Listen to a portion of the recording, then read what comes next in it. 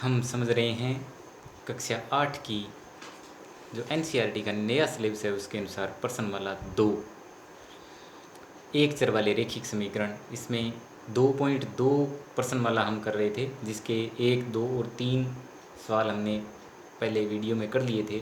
उसके बाद कुछ और प्रश्न हम हल करते हैं इसके, जिससे आप आसानी से पूरी प्रश्नमाला को हल कर पाओगे। तो सर्वप्रथम हम प्रश्न नंबर 6 लेते हैं इसका। 3 क्रमागत पूर्णांकों का योग 51 है, तो वे पूर्णांक क्या होंगे?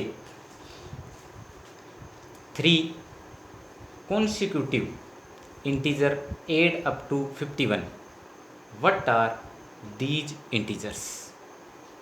क्रमागत पूर्णांक तो लेट करने हैं, हमें मानने हैं कि माना क्रमागत पूर्णांक क्या है? 3 क्रमागत पूर्णांक x, x प्लस 1 व x प्लस 2 है। तो by the question x plus 1 plus x plus 2 यानी तीनों का योग, 3 क्रमागत पूर्णांकों का योग है वो किसके बराबर है? 51 के। x x x कितने x हो गए? 3x। 1 और 2 ये कितने हो गए? 3। बराबर में कितना है? 51। 3x बराबर पक्षांतरण करेंगे, 51 है इधर, 3 इधर जाएगा तो माइनस में। 3x बराबर 51 में से 3 गया, कितना आया? 48, 48। जो चीज़ मल्टीप्लाई में है बराबर में जाएगी, कहाँ जाएगी? भाग में। तो 48/3, 3 का इसमें भाग दोगे, 3 एकम 3, 3 छक्के 18, 16 थी 48। Hence the 3 consecutive number is 16, 17 and 18। यानी x इक्वल टू 16 है प्रथम नंबर। तो सेकंड नंबर क्या है? x प्लस 1, यानी x प्लस 1 तो 16 प्लस 1 कितना हो गया? 17। इसी प्रकार x प्लस 2 तो 16 प्लस 2 यानी 18। अतः क्रमागत संख्याएं क्या हो गई? क्रमागत संख्याएं या नंबर 16, 17 व 18 है। और प्रश्न लेते हैं इसका 8वां प्रश्न। लेता हूँ मैं 7वां, 8वां, 9वां लगभग एक जैसे से हैं, फिर भी इनमें बीच में एक 8वां प्रश्न लेते हैं। 3 consecutive integer are such that when they are taken in increasing order and multiplied by 2, 3 or 4 respectively, they add up to 74. Find these number। यानी 3 क्रमागत पूर्णांक बढ़ते क्रम में है। वही बात जैसे पूर्व के सवाल में हमने किया है, जैसे x अगला x प्लस 1, उससे अगला x प्लस 2, तो उन्हें क्रम से 2, 3, 4 से गुणा कर दिया जाए तो उनका योग 74 है, तो वे पूर्णांक ज्ञात कीजिए। यानी अब इनको क्रम से गुणा और करना है 2, 3, 4 से। तो सॉल्यूशन में वही लिखेंगे, माना 3 क्रमागत पूर्णांक, माना 3 क्रमागत पूर्णांक हमारे पास क्या है?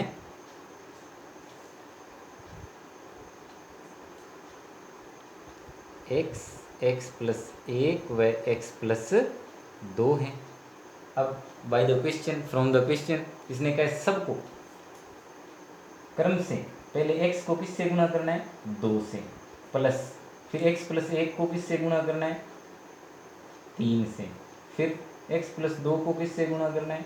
4 से। तो इनका एडिशन है वो कितना होता है? 14 होता है, 74 होता है। 2x प्लस, अब 3 का अंदर मल्टीप्लाई करोगे 3x प्लस 3, 4 का अंदर मल्टीप्लाई करोगे 4 का x से होगा 4x प्लस 4 2 कितना हो जाएगा? 8 इक्वल टू 74। देखो 2x और 3x कितने हो गए? 5x। लाइक टर्म जुड़ती है हमेशा, 5x और 4x ये हो गए हमारे पास 9x। कितने आ गए? 9x। 3 और 8 11, तो प्लस में 11 बराबर में 74। तो देखो 9x इक्वल टू 74 है ही, 11 इधर जाएगा तो किस में हो जाएगा, माइनस में, यानी 9x इक्वल टू 74 में से 11 गए, कितने बचे, 63, हैंस x इक्वल टू 63/9 कितना आ जाएगा, 7। अतः वो पूर्णांक है, क्रमागत है तो एक 7 है, दूसरा 8, तीसरा 9, डायरेक्ट लिख सकते हो आप। अतः क्रमागत पूर्णांक क्या है, 7, 8 है, 9 है। Hence the number are 7, 8 and 9। और प्रश्न लेते हैं इसका हम, 9वां प्रश्न लेते हैं। देखो, राहुल और हारून की आयु का अनुपात 5:7 है। 4 वर्ष बाद उनकी आयु का योग 56 वर्ष हो जाएगा, तो उनकी वर्तमान आयु ज्ञात करो। The age of Rahul and Haroon are in the ratio 5:7। 4 years later, the sum of their age will be 56 years. What are their present age? यानी उनकी आयु का अनुपात 5:7 है। तो लेट माना राहुल की आयु कितनी, 5x, तथा हारून की आयु कितनी होगी, अनुपात दे रखा है हमें 7x। अनुपात है ना कि फिक्स उम्र, इसलिए इसको हमें x लगा के 5x और 7x मानेंगे। x कोई भी पूर्णांक हो सकता है, कोई भी पूर्णांक हो सकता है। तो 5x तथा इसकी मान ली हमने 7x। इसने कहा 4 वर्ष बाद, तो 4 वर्ष बाद इनकी आयु का योग क्या होगा, 56। तो दोनों में 4 4 जुड़ेंगे। 4 वर्ष बाद राहुल की आयु कितनी हो जाएगी, 5x प्लस 4। 4 वर्ष बाद हारून की आयु कितनी हो जाएगी, 7x में जुड़ जाएंगे 4, 7x प्लस 4। अब by the question, from the question क्या है, इसके बाद 4 वर्ष बाद इनका योग 56 हो जाता है, यानी 5x प्लस 4 और प्लस 7x प्लस 4 है, वो बराबर में किसकी हो जाता है, 56 की। अब वही प्रश्न बन गया, हल कर लो। 5 और 7 11x, और ये हो गई 8 बराबर में 56।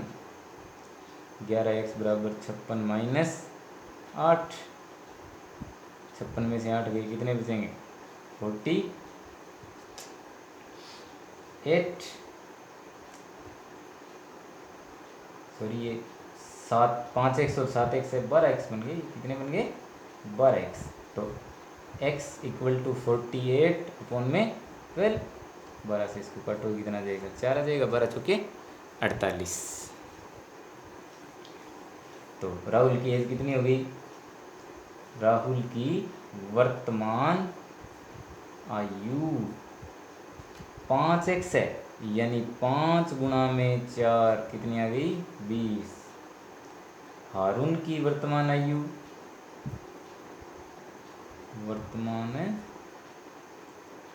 कितनी है, 7x, यानी 7 गुणा में 4 कितनी, 7 चौके 28 वर्ष।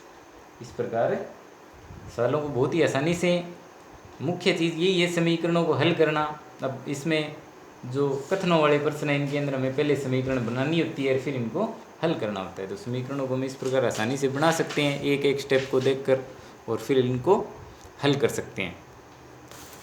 एक प्रश्न और लेता हूँ मैं इसी प्रश्न वाला का, प्रश्न नंबर 10। एक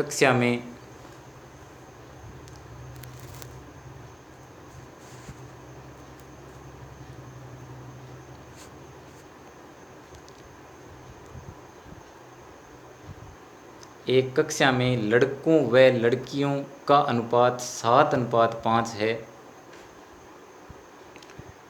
लड़कों की संख्या है वो लड़कियों की संख्या से 8 अधिक हो तो कक्षा की कुल संख्या बतानी है।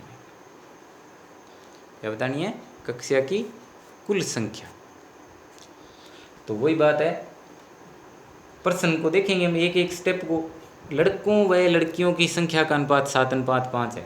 तो मान लेते हैं लड़कों की संख्या कितनी होगी 7x और लड़कियों की संख्या 5x। माना लड़कों की संख्या कितनी है 7x व लड़कियों की संख्या 5x। लड़कियों की संख्या कितनी है 5x। तो आगे देखो क्या दिया है, संबंध क्या है इसके अंदर, लड़कों की संख्या लड़कियों की संख्या से 8 अधिक हो। लड़कों की संख्या कितनी है 7x, लड़कियों की संख्या कितनी है 5x। अब इन दोनों में क्या संबंध है कि ये जो संख्या है ना वो इससे 5 अधिक है। कितनी अधिक है 8 अधिक है। ये संख्या इससे 8 अधिक है, तो दोनों बराबर कब होगी जब इसमें हम 8 जोड़ दें। पक्षांतरण कर लो, 7x है 5x इधर आएगा माइनस में, बराबर में कितना है 8। तो 7x में से 5x गया 2x बराबर 8, इम्प्लाइज x बराबर 8, भाग में जाएगा 2, कितना आ गया 4। तो x का मान कितना आ गया 4 आ गया। अब number of boys and number of girls हम निकाल सकते हैं। लड़कों की संख्या कितनी है 7x यानी 7 गुणा 4 कितनी आ गई 28। लड़कियों की संख्या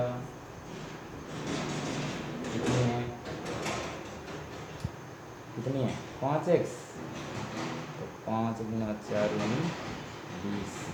पूछी क्या है कुल संख्या, the total strength of the class. तो कुल संख्या कितनी हो जाएगी, कुल संख्या बराबर 28 प्लस 20 बराबर 48 है। एक संगठन ने एक निबंध प्रतियोगिता में जीतने वाले को 100 रुपये तथा नहीं जीतने वाले को 25 रुपये का पुरस्कार देने का निर्णय किया। कुल 3000 रुपये के पुरस्कार वितरण करने हैं, तो जीतने वालों की संख्या ज्ञात करो यदि कुल भाग लेने वाले 63 है। The organisers of an essay competition decided that a winner in a competition gets a prize of rate 100 and a participant who does not win gets a prize of rate 25. The total prize money distribute is 3000. Find the number of winners if the total number of participants is 63. तो हमें ज्ञात क्या करना है, कुल भाग लेने वाले इतने हैं, हमें ज्ञात करना है जीतने वालों की संख्या। तो हम मान लेते हैं, माना जीतने वालों की संख्या कितनी है, जो चीज़ ज्ञात करनी है उसी को मान के चलते हैं। जीतने वालों की संख्या कितनी है x है, तो नहीं जीतने वाले की कितनी हो जाएगी, जीतने वालों की संख्या x टोटल 63 है, तो x जीतेंगे तो हारेंगे कितने 63 माइनस x। अब जो विजेता है उनको पुरस्कार कितना देना है, जीतने वालों को कह सकते हैं विजेताओं या जीतने वालों को दिया जाने वाला पुरस्कार कितने x है, और दिया कितना जाएगा 100 रुपये का यानी 100 गुणा x। तो हारने वालों को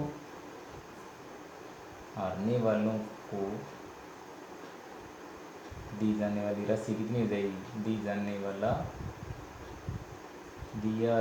वाला पुरस्कार यानी पुरस्कार की टोटल राशि कितनी हो जाएगी, हारने वाले इतने हैं और एक को 25 का देना है तो 25 गुना में ये,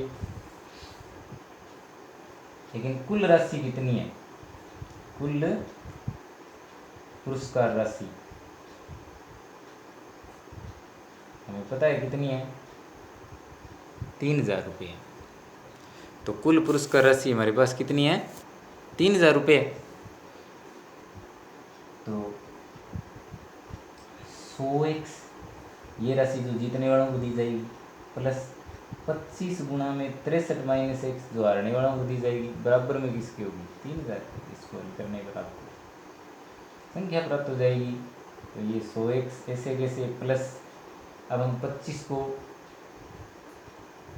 63 से गुणा कर लेते हैं, तो कितना आ जाएगा